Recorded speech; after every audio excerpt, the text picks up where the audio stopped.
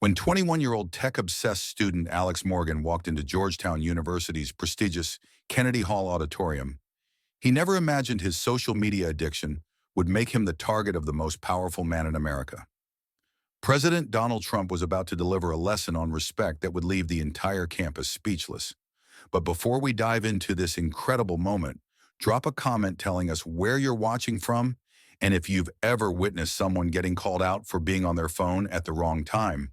The anticipation in Georgetown University's Kennedy Hall was electric. Students, faculty, and journalists packed every available seat, with overflow crowds watching on monitors in adjacent halls. The presidential lecture series had featured prominent speakers before, but today's guest had generated unprecedented excitement. Former and current President Donald Trump had agreed to participate in an open-forum discussion on leadership in the modern era.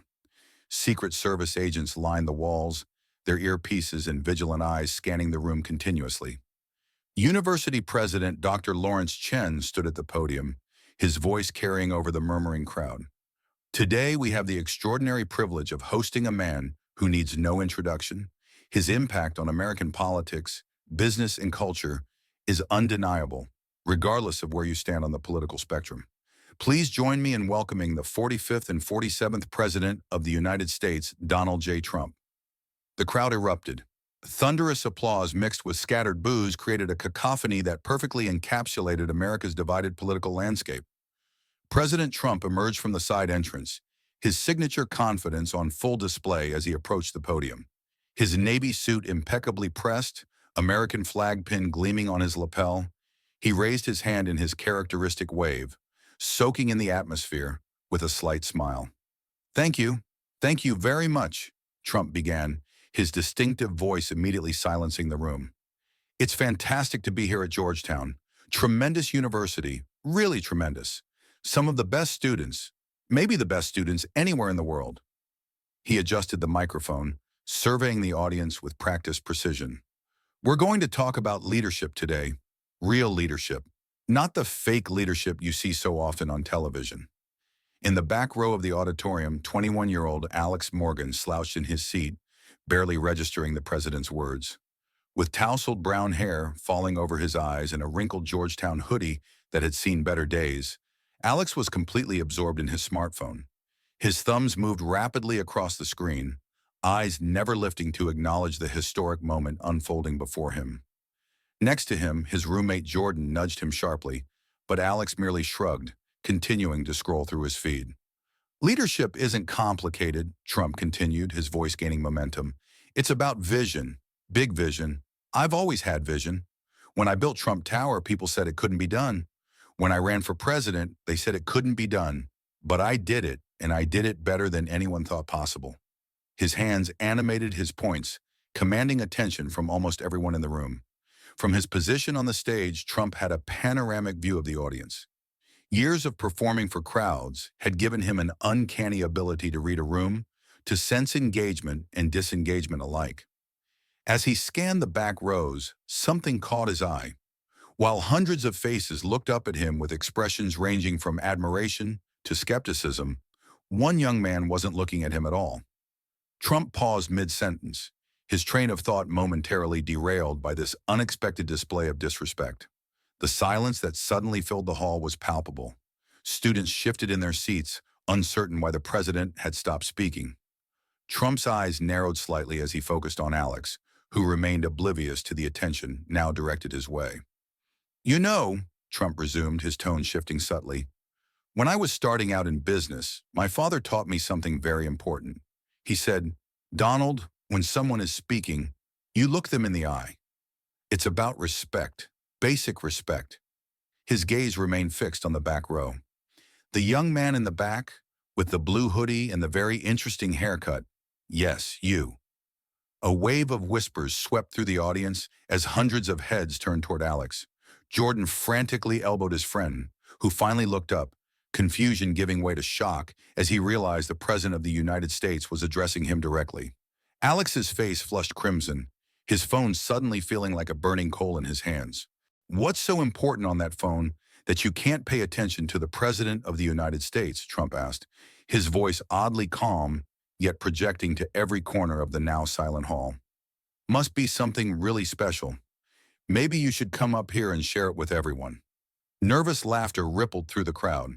Alex froze, mortification paralyzing him as every eye in the auditorium bored into him. Dr. Chen stepped forward, clearly intending to redirect the conversation, but Trump raised his hand slightly, stopping the university president in his tracks. "I'm serious," Trump continued. "Come on down, bring your phone. Let's see what's more important than this conversation." For a moment, it seemed Alex might refuse. He glanced desperately at the exits, calculating whether he could slip away unnoticed. But with Secret Service at every door and hundreds of witnesses, escape was impossible. With agonizing slowness, he rose from his seat, phone clutched in a death grip as he made his way toward the aisle. "That's it," Trump encouraged, gesturing toward the stage. "Come on down." The audience watched in stunned silence as Alex shuffled forward, every step a journey through quicksand. Secret Service agents tensed but allowed him to approach after a subtle nod from the president. As Alex reached the stage, Trump extended his hand. "What's your name, young man?" The microphone captured every excruciating detail of the encounter. Alex Morgan, sir," came the barely audible response. Trump's handshake was firm, businesslike. "Alex Morgan from Georgetown University," Trump announced to the crowd. "Give him a round of applause for his courage." The applause was hesitant, uncertain, just like Alex himself as he stood awkwardly beside the most powerful man in the world. Trump placed a hand on Alex's shoulder, simultaneously reassuring and restraining. "Now, Alex, I'm curious. We're talking about leadership today. I'm sharing insights from decades of experience in business and politics. What were you looking at that was more valuable than that?" Alex swallowed hard, his Adam's apple bobbing visibly. I was just checking Twitter, sir." The honesty of his response elicited a few sympathetic groans from fellow students who recognized their own behavior in his admission. Trump nodded thoughtfully, taking the phone from Alex's hand and holding it up for the audience to see. "Twitter, or X as it's called now, interesting platform. I know it very well, probably better than anyone," Trump mused, examining the screen. "So while I'm talking about how I negotiated peace deals in the Middle East, you're checking, what is this? Cat videos?" The audience erupted in laughter as Alex's mortification deepened. But then, something unexpected happened. Instead of continuing the public humiliation, Trump's demeanor shifted. He handed the phone back to Alex and turned to address the audience. "You know, I'm not actually angry at Alex here. I'm concerned for him. I'm concerned for all of you." His voice took on a tone rarely heard in his public speeches, something almost paternal. "When I was building my business empire, there were no smartphones, no Twitter, no constant distractions," Trump continued. "We had to be present, completely present. When I was in a meeting with powerful people, and believe me, I met with some very powerful people, I gave them my full attention. That's how you learn. That's how you grow." Trump gestured to Alex, who stood frozen beside him. "This young man is at one of the finest universities in the world. His parents are probably paying a fortune for his education. But what is he actually learning if his eyes are glued to a screen all day?" The question hung in the air, uncomfortable in its accuracy. "Let me tell you something, Alex," Trump said, turning back to the student. "Success requires presence, total presence. I've built skyscrapers that changed the New York skyline. I've created thousands of jobs. I became president of the United States against all odds. None of that would have happened if I was scrolling through cat videos during important moments." A few students shifted uncomfortably in their seats, discreetly slipping their own phones into their pockets. Trump noticed and smiled slightly. "Oh, I see some of you putting your phones away now. Good, very good. You're learning already." "Alex, do you know what the average American spends on a college education?" Trump asked, his business acumen surfacing. Before Alex could respond, Trump continued. "About $35,000 per year. Times 4 years, that's $140,000. And that's just for an average college, not an elite institution like Georgetown." With the precision of a seasoned performer, Trump addressed the wider audience while keeping Alex center stage. "So let's do the math.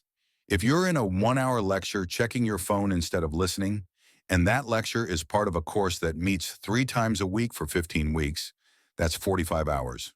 Each course might cost, what, $5,000? You're literally throwing money away every time you ignore your professor for your phone. Alex's discomfort was palpable, but Trump wasn't finished. But here's the bigger cost, the opportunity cost. When you're distracted by your phone, you miss connections, real human connections. I've closed billion-dollar deals because I noticed something in someone's expression, because I was paying attention when others weren't. The audience was completely silent now, captivated by the unexpected turn the event had taken. Your generation has incredible advantages, Trump acknowledged. Technology I couldn't have dreamed of when I was your age. But it's also your greatest weakness. You're so connected to the world that you're disconnected from the room you're actually in. Then with the timing of a master communicator, Trump did something that shocked everyone. He reached into his pocket and pulled out his own phone. I have a phone too. Everyone does. I've sent some amazing tweets, tremendous tweets. But do you know when I don't use it? When I'm negotiating with world leaders, when I'm making decisions that affect millions of lives, when I'm learning something valuable. With deliberate movements, Trump powered down his phone completely and placed it on the podium. For the next hour while we discuss leadership, this stays off, because all of you deserve my full attention, and I deserve yours. The gesture was simple but powerful. Throughout the auditorium, students began to follow suit, powering down devices and placing them away. Alex, still standing uncomfortably on stage, finally found his voice. Mr. President, I'm sorry for being disrespectful. Trump's response was immediate and surprising. Don't be sorry, be better. That's what leadership is. Constant improvement. He turned to the audience. How many of you want to be leaders in business, politics, medicine, whatever field you're studying? Hundreds of hands rose across the auditorium. Look around, Trump instructed. These are your future competitors, your future collaborators. Every single person with their hand up wants the same thing you do: success.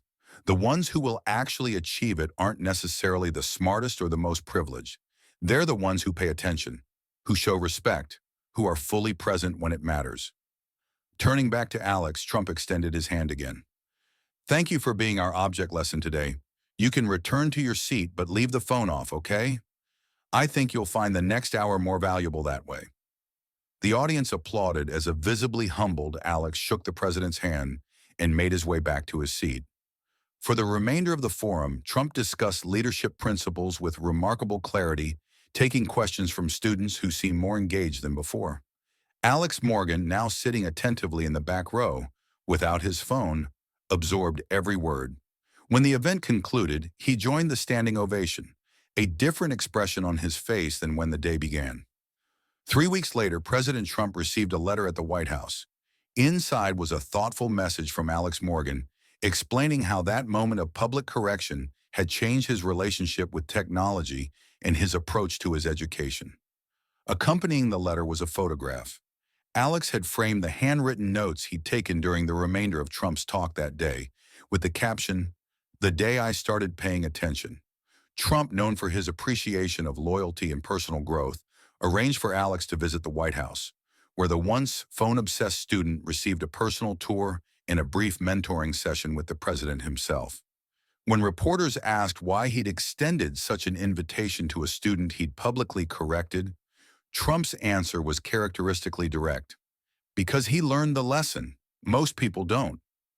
The story of Donald Trump and the phone-obsessed student quickly went viral, resonating with parents, educators, and employers increasingly concerned about technology's grip on younger generations. What began as an uncomfortable moment for one distracted student became a powerful statement on respect, presence, and the timeless requirements for success in any field. In his commencement address the following spring, Georgetown University President Dr. Chen referenced the incident, telling graduates, "Sometimes the most important lessons come from unexpected moments. As you enter the professional world, remember the day a president reminded us all about the power of being present." As for Alex Morgan, he graduated with honors and secured a competitive position at a Wall Street firm, where his ability to maintain focus and give full attention during meetings quickly distinguished him from his peers. During his job interview, when asked about his greatest learning experience in college, he didn't mention any course or professor. Instead, he told the story of the day Donald Trump called him out for checking Twitter during a presidential lecture and how it changed the trajectory of his life. And if you enjoyed this true story about the importance of respect and presence in our digital age, don't forget to like and subscribe for more powerful moments that demonstrate timeless values. Let us know in the comments if you've ever had a wake-up call that changed your relationship with technology. God bless America.